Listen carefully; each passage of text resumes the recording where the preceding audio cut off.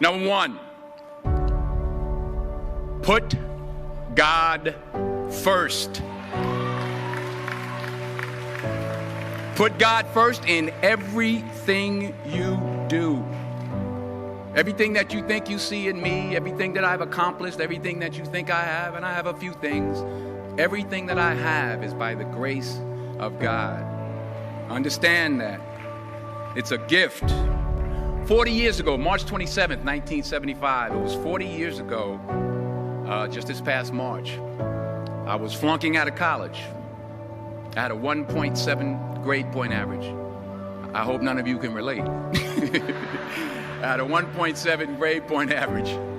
I was sitting in my mother's beauty shop. They still call it beauty shops now? What they call it now? Yeah, I was sitting in the beauty parlor.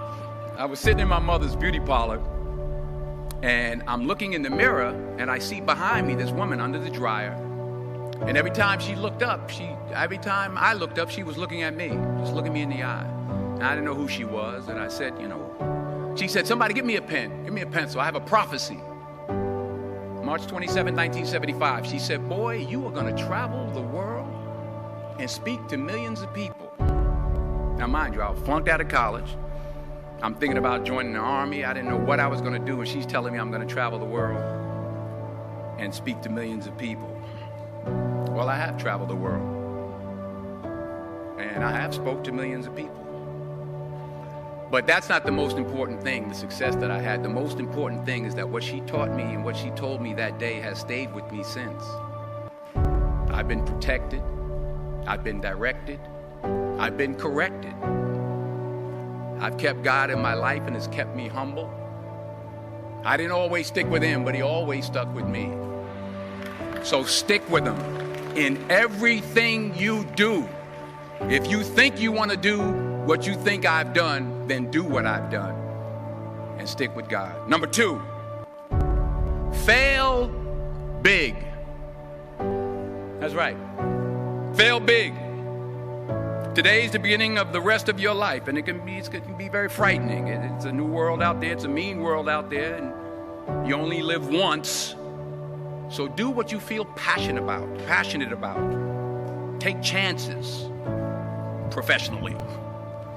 Don't be afraid to fail. There's an old IQ test, was 9 dots, and you had to draw 5 lines with a pencil within these 9 dots without lifting the pencil. The only way to do it was to go outside the box.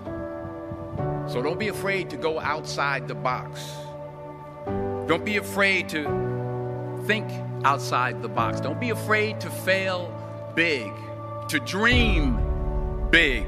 But remember, dreams without goals are just dreams, and they ultimately fuel disappointment.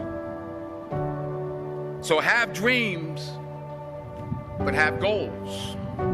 Life goals, yearly goals, monthly goals, daily goals. I try to give myself a goal every day. Sometimes it's just to not curse somebody out. Simple goals, but have goals. And understand that to achieve these goals, you must apply discipline and consistency. In order to achieve your goals, you must apply discipline, which you've already done, and consistency every day, not just on Tuesday and miss a few days.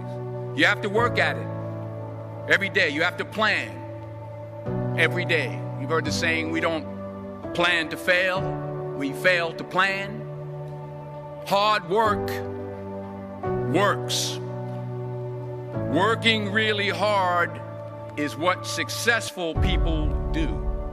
And in this text, tweet, twerk world that you've grown up in, remember, just because you're doing a lot more doesn't mean you're getting a lot more done.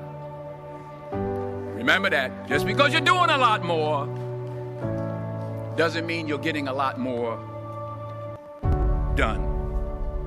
Don't confuse movement with progress.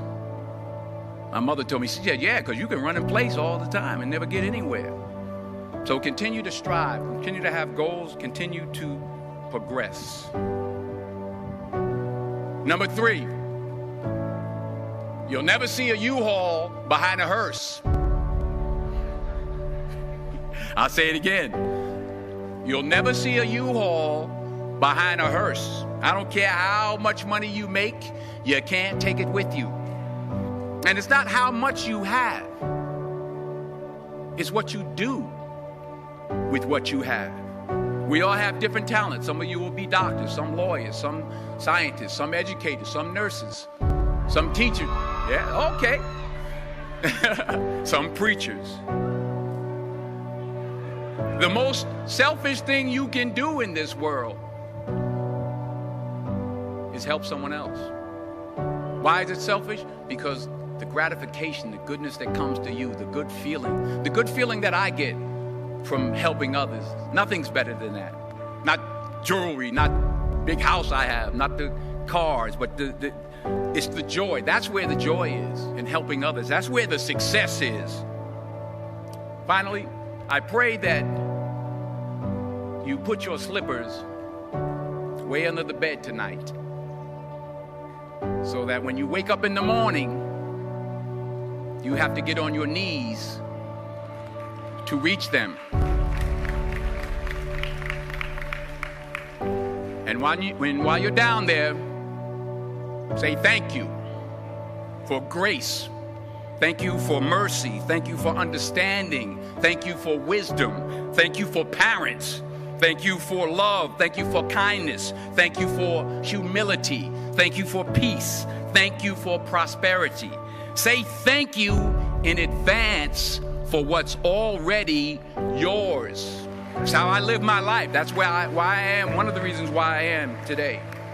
Say thank you in advance for what is already yours. True desire in the heart for anything good is God's proof to you, sent beforehand to indicate that it's yours already.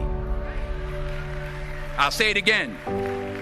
True desire in the heart, that itch that you have, whatever it is you want to do, that thing that you want to do to help others and to grow and to make money, that desire, that itch, that's God's proof to you, sent beforehand already to indicate that it's yours.